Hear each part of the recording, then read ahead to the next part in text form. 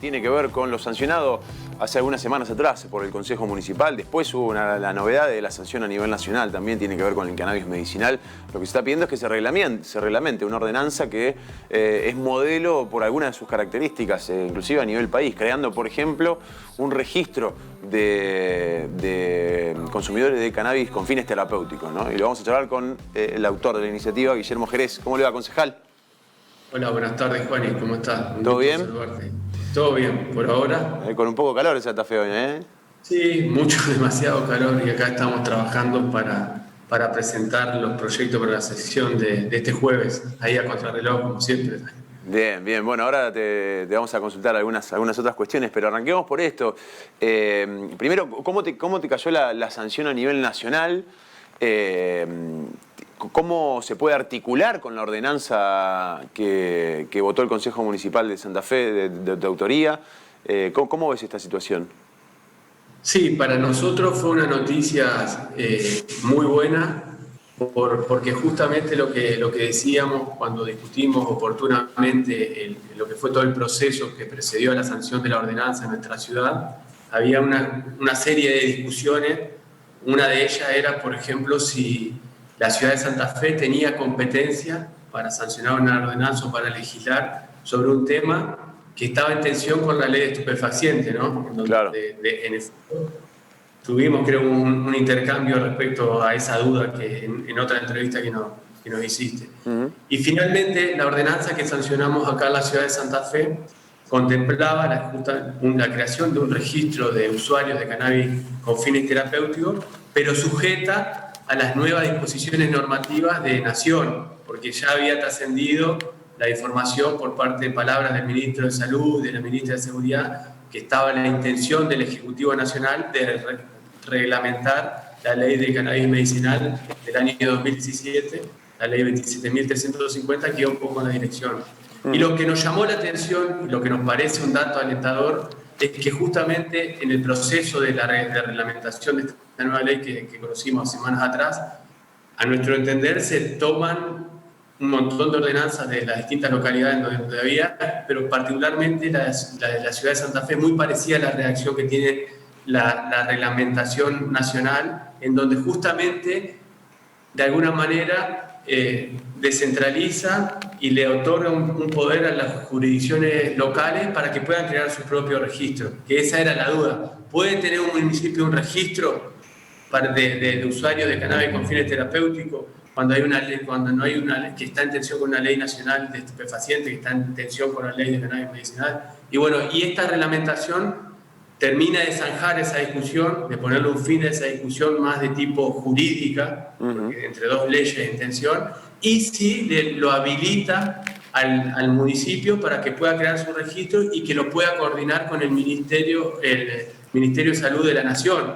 Entonces, a partir de este dato es que nosotros estamos pidiendo que se reglamente en lo inmediato la ordenanza que hemos sancionado para que uno de los pasos que se lleven adelante sea justamente la de crear el registro de usuarios terapéuticos, de cannabis terapéutico en nuestra ciudad. Porque eso nos va a permitir rápidamente dimensionar el tamaño que tiene lo que nosotros entendemos que es un mercado ilegal de aceite o de consumidores de aceite, y eso sería una buena noticia que el Estado municipal, el Ejecutivo municipal pueda garantizar el acceso seguro e informado, que era el objeto de la ordenanza que presentamos. Está todavía dentro de los plazos previstos, ¿no? ¿Cuándo se sancionó la ordenanza? ¿Hace cuánto? No, la ordenanza se sancionó en agosto y nosotros entendemos que no deberían pasar en las próximas semanas. O sea, esperábamos que se sancione, que se reglamente en noviembre. Esperamos ahora que en las primeras semanas de diciembre se termine de reglamentar y se convoque también, que sería uno de los primeros pasos antes de crear el registro, al Consejo Asesor. Y eso también sería muy importante. En el Consejo Asesor, o mejor dicho, el Consejo Asesor participarían los principales actores, tanto las universidades como los colegios médicos, farmacéuticos, el LIF, el Ministerio de la Producción de la provincia, junto a los concejales y representantes del Ejecutivo también. Y nosotros entendemos que están las condiciones dadas para avanzar en la ciudad. Por ejemplo, hace semanas anteriores visitamos el laboratorio de medicamentos de la Facultad de Ciencias Biológicas y Bioquímicas de la Universidad Nacional del Litoral, que es el único laboratorio que tiene autorización del ANMAT para hacerlos, hasta ahora, hasta el momento, para hacer los análisis de aceite de cannabis.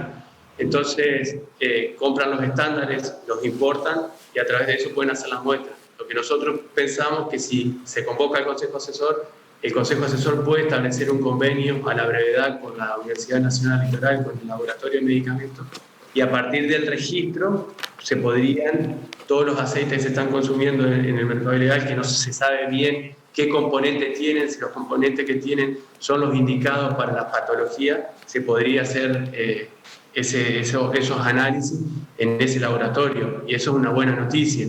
También está el LIF, que tuvo una experiencia frustrada en su momento, que tenía la vocación y la intención de producir aceite de cannabis, al menos para los pacientes con epilepsia refractaria, que son parte de la obra social del IAPO, de la obra social del Teniendo el laboratorio industrial farmacéutico de la calidad que es además el LIF, reconocido no solamente en el país, sino en Latinoamérica, teniendo en su momento la ley provincial, teniendo ordenanza municipal, la verdad que es increíble que nos hayan podido motorizar y que la ANMAT, creo, si no me equivoco, fue la que trabó un poco la situación al no autorizar en su momento la importación, porque recuerdo el gobierno uruguayo, si no me equivoco, había llegado a un convenio con el LIF para donar la materia prima, o sea, la flor de cannabis, para poder producirlo en el LIF, y finalmente nunca se pudo concretar eso por una autorización nacional. O sea, es el Estado tropezándose con el mismo Estado, ¿no? Sí, efectivamente, y fue así. Le habían donado semillas y no las pudieron importar, pasar de Uruguay a Entre Ríos a Santa Fe. Por eso nosotros creemos que la convocatoria del Consejo Asesor es muy importante, porque ese puede ser un ámbito para coordinar entre los distintos niveles del Estado las políticas, amparados, en nuestro caso, en las facultades que nos otorga la ordenanza, pero también nos permitiría para no superponernos en distintas políticas, claro, que se pueden llevar adelante. Por eso entendemos que es como muy necesario y urgente que esto se lleve adelante. Te saco un poco de tema, Guillermo. ¿Qué te parece lo que has podido ver hasta ahora del presupuesto 2021? Algunos legisladores de la oposición lo consideraron pijotero.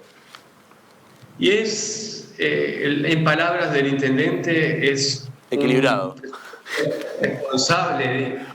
Yo diría austero, para estar a mitad del camino entre... Claro, porque encima viste que el oficialismo te dice responsable, medido, cuidadoso, y la oposición te dice medio pijotero. ¿Cómo es? ¿Cómo lo ves vos? Bastante austero. Bastante austero, está bien.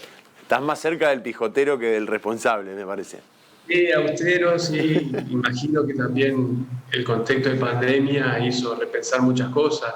Nosotros lo estamos estudiando, lo estamos analizando, porque lo que sucedió con el presupuesto del 2020 es que no se ejecutó. Claro. Entonces, por ahí estamos analizando bien las distintas iniciativas o las distintas obras o las distintas partidas presupuestarias en los distintos rubros para ver qué se puede hacer, cuánto se financia de nación, cuánto de provincia. Estamos estudiándolo. Bien, te consulta mi compañera Paola. En realidad quería tocar el tema anterior respecto de la legalización de cannabis medicinal. Bueno, preguntarle qué cree que cambió en la comunidad tras el anuncio de esta normativa a nivel nacional. ¿Hubo más consultas en este sentido? ¿Hubo más consultas para ingresar finalmente a lo que es este nuevo registro? Y por otra parte también, ¿cómo está contemplado fundamentalmente en la normativa local la situación de los cultivadores solidarios? Sí, dos cosas. La primera es que no sé, eso lo decía la defensora de Loma de Zamora, con quien nosotros tuvimos en su momento la oportunidad de intercambiar en las mesas de trabajos. Escribió y subió algunas notas muy interesantes, que no se legalizó el cultivo de cannabis con fines terapéuticos, sino que se reglamentó lo que sería un acto y se facultó a los estados para llevar adelante actos administrativos que no están en contradicción con la ley penal, digamos, porque Y en ese sentido, respondiendo la segunda pregunta que hacía, lo que nosotros entendemos es que todavía no hay mucha información y no sé cuánto cambió la situación de los usuarios hoy. Yo me temo que haya cambiado muy poco y que también haya sido y sea muy poca la información de la que dispongan para ver cómo siguen o cómo sigue la cosa, o cómo se va a concretar esto de inscribirse a un registro y en qué va a consistir y qué beneficios van a tener. Todavía eso está, me parece, en un limbo, y es por esa razón que nosotros entendemos que el Ejecutivo Municipal debería actuar con premura, porque no solamente tenemos una ordenanza que puede ser modelo, sino también la implementación puede ser modelo en términos más de técnica legislativa o jurídico, pero también puede ser modelo en su implementación. Y me parece que eso es lo que está en juego, porque el Ministerio de Salud, para crear el registro nacional, tiene que también sacar una serie de resoluciones que no ha sacado todavía, pero se pueden suplir a través en los casos de aquellas ciudades que cuenten con una ordenanza, de los consejos asesores, que son los órganos que pueden crear ese registro. Y a partir de allí yo entiendo que pueden haber o empezar a haber cambios más reales y concretos en la vida de los usuarios de cannabis. Pero el principal cambio, para no decir que no hubo ningún cambio, es que por lo menos no van a ser perseguidos por la ley penal aquellos que cultiven en sus casas. Y para eso tiene que estar el Estado registrándolo y acompañándolos. Héctor. Sí, ¿cómo te va, Guillermo? ¿Qué tal? Buenas tardes. Te cambio de tema también nuevamente. Una pregunta casi de marciano te quiero hacer porque no tiene nada que ver con lo que venimos charlando, pero tiene que ver probablemente con el futuro inmediato, más allá de la pandemia y de todas las limitaciones que la pandemia pone a la vida política y a la vida de la comunidad. Barrio 88, recordame vos el número obtenido para tu concejalía, 28.000 votantes, voluntades. 25.000 votantes tuvimos. 25.000 votantes. Es un número que cualquier partido más tradicional, más viejo, debe estar viendo con mucha expectativa para sumar. Barrio 88 tiene la idea de mantenerse con el formato más local, más aldeano, o está visorando otra alternativa a partir de los excelentes números que tuvo en las últimas elecciones. Vuelvo a aclarar esto, que al margen de lo que venimos charlando, esto es una pregunta de otro momento, pero la verdad que se vienen elecciones, que la pandemia va a pasar, que Barrio ha tenido una excelente performance legislativa con tu banca y que obviamente es un jugador muy clave, por lo menos desde el punto de vista municipal. Bueno, por suerte los contextos en políticas cambian y muchas veces hacen que muchos cambien también de posiciones o de opiniones, pero en nuestro caso mantenemos como la coherencia y seguimos diciendo lo mismo que decíamos en las dos elecciones anteriores que participamos, que Barrio 88 es una propuesta, es un proyecto político que apunta a gobernar la ciudad. No sabemos cuándo va a suceder eso.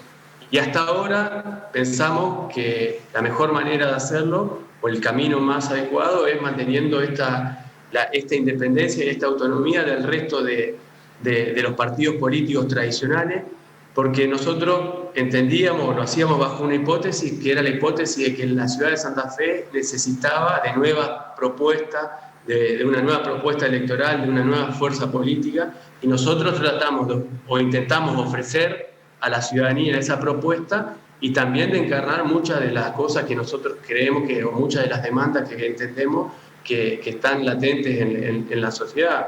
Y entendemos que este contexto es un contexto nuevo en el sentido de que lo que está en juego es la experiencia de Barrio 88, es una experiencia efímera, pasajera, que solamente tuvo buenos resultados en unas elecciones por un contexto, o es una propuesta no solamente que llegó para quedarse, sino que va a crecer.